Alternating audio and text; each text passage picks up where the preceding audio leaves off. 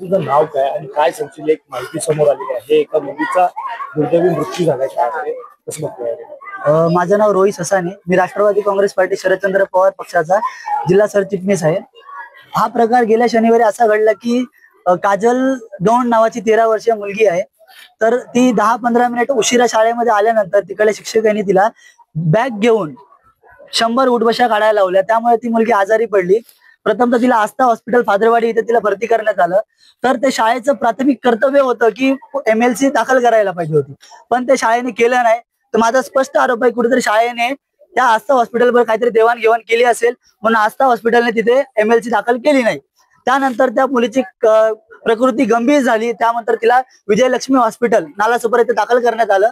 हा प्रकार सगळं मला काल माहिती पडल्यानंतर मी आवाज उठवल्यानंतर प्रशासन जागा झालं आणि त्या मुलीला आम्ही जे हॉस्पिटल इथं शिफ्ट करण्यात आलं। त्यावेळी आमचे प्रदेशाध्यक्ष माननीय शशिकांत शिंदे साहेब आणि तिकडले स्थानिक आमदार उबाटाचे आहेत साहेब, त्यांनी जे रुग्णालयामध्ये पण फोन केला की त्या मुलीची काळजी घेण्यात यावी। पण एक दुर्दैव असं की त्या मुलगी उपचारादरम्यान तिचा अंत झाला। त्या मुलीचं नाव काय आहे आणि कितवीच्या वर्गामध्ये शिकत होती? त्या मुलीचं नाव आहे काजल गौंड, ती 6वी मध्ये शिकत होती। आता सध्याची मागणी काय? माझी मागणी एवढीच आहे की त्या मुलीच्या घरच्यांना न्याय दिला पाहिजे आणि याला जे जबाबदार आहे संस्था चालक आणि जे शिक्षक शिक्षिका यांच्यावरती 304 अंतर्गत गुन्हा दाखल झाला पाहिजे आणि त्या मुलीला न्याय दिला पाहिजे। आणि शासनाकडून ती मुलगी गरीब आहे, एकदम वंचित घटकातली मुलगी आहे, तर तिला शासनाकडून एक ठोस मदत दिली पाहिजे आणि अशा या शाळा बंद केल्या पाहिजे। वसई विरारमध्ये एक शाळा अशी नाही, जवळजवळ 100च्या वरती शाळा अशा आहेत आणि कुठेतरी अधिकाऱ्यांच्या संगनमताने चिरीमिरी घेऊन या शाळा सुरू आहेत। आणि असंच नाही, ही शाळा 8वी पर्यंत आहे आणि शाळेचा तिचा भाऊ 10वीला आहे आणि ते मुलं 10वीचे मुलं शारदा विद्यालय नालासोपारा इथं बसतात आणि ते ओपन बुक टेस्ट 10वी बोर्डाला बघून कॉपी करून त्या मुलाला पास करून देण्याची हमी दिली जाते। अशा प्रकारे धंदे सुरू आहे, मुलांच्या भविष्याची खेळ चालूच आहे, पण आता जीवाशी खेळ चालू आहे। तर माझी मागणी आहे या नागरिकांच्या वतीने या शाळा बंद झाल्या पाहिजे आणि या मुलांना न्याय दिला पाहिजे। काय सांगतील? वसईच्या सातुली या ठिकाणी जे शाळा आहे, त्या शाळेमध्ये शिक्षकांच्या पनिशमेंटमुळे एका मुलीचा दुर्दैवी मृत्यू झालाय, कसं बघतोय? ही मुलीचं नाव काजल गौड आहे। हा हनुमंत विद्या मंदिर स्कूलचं नाव आहे। हा स्कूलमध्ये सगळ्यात बेसिक गोष्ट मला हा सांगायचं की CCTV कॅमेराचं फुटेजच डिलीट केल्यामध्ये CCTV कॅमेरा बंद आहे। तर उद्या उठून काय मोठा दुर्घटना झाला आणि वसई विरारमध्ये किती केसेस आहे, तर उद्या उठून काय झालं त्याच्या रिस्पॉन्सिबिलिटी कोण? आणि 8वी पर्यंत परमिशन आहे आणि 10वी पर्यंत हे शिकवतात स्कूलवाले, तर किती चुकीची गोष्ट आहे। आज ती मुलगीला शिक्षा दिली, उठक बैठक करवला आणि ती मुलगी वाढली। आता जे हॉस्पिटलमध्ये त्यांना घेऊन गेले PM साठी, तर रिपोर्टच्या नंतर आपल्याला प्रॉपर माहिती पडेल की काय झालं ऍक्च्युअल मध्ये।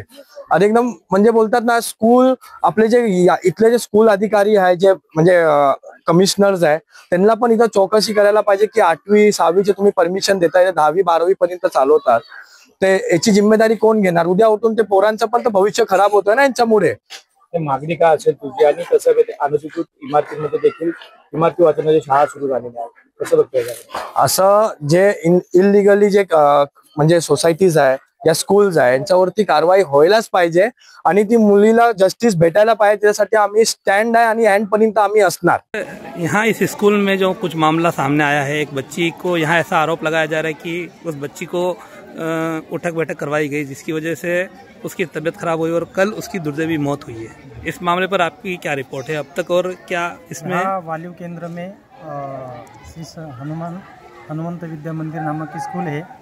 यहाँ दुर्दैवी में कल एक बच्ची को अस्पताल में एडमिट किया था। आज उसका दुर्दैवी अंत हो चुका है, लेकिन अभी मामला क्या है इसकी जांच की जाएगी और जांच करने के बाद रिपोर्ट वरिष्ठ कार्यालय के लिए अगली कार्रवाई के लिए भेजा जाएगा। सर, ये तो बच्ची वाला मामला हुआ। कल मैंने यहाँ रिपोर्टिंग की थी, तब मैंने यहाँ देखा था कि यहाँ के जो संचालक उनसे सवाल किया था कि आपकी इधर की मान्यता कितनी, तो उन्होंने बताया 8वीं। क्या सही है कि उनको 8वीं तक की मान्यता है? अभी केंद्र प्रमुख लीव पर है, उनसे बातचीत की मैंने, उन्होंने बताया कि 8वीं तक स्कूल को मान्यता है। आपने अपना रिकॉर्ड भी चेक किया होगा सर? हाँ। तो 8वीं तक की मान्यता है, लेकिन इन्होंने यहाँ बच्चों को 10वीं तक के बच्चों को एडमिशन दिया हुआ है और जो बच्ची मरी उसका खुद का भाई 10th क्लास में।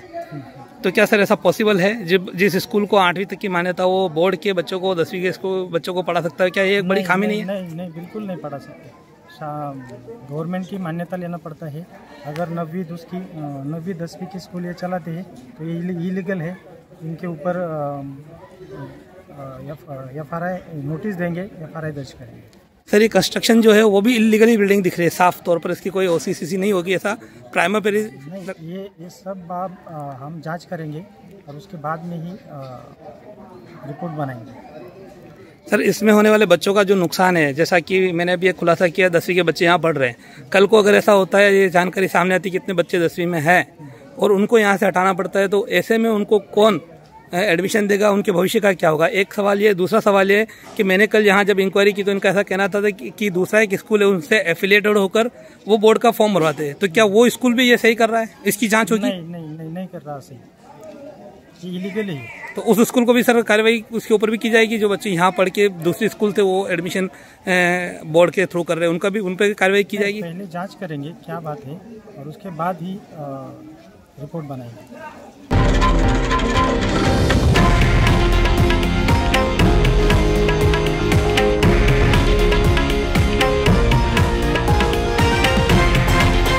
हे आहे देशातील नंबर 1 न्यूज नेटवर्क आणि आपण पाहत आहात TV9 मराठी, एकमेव।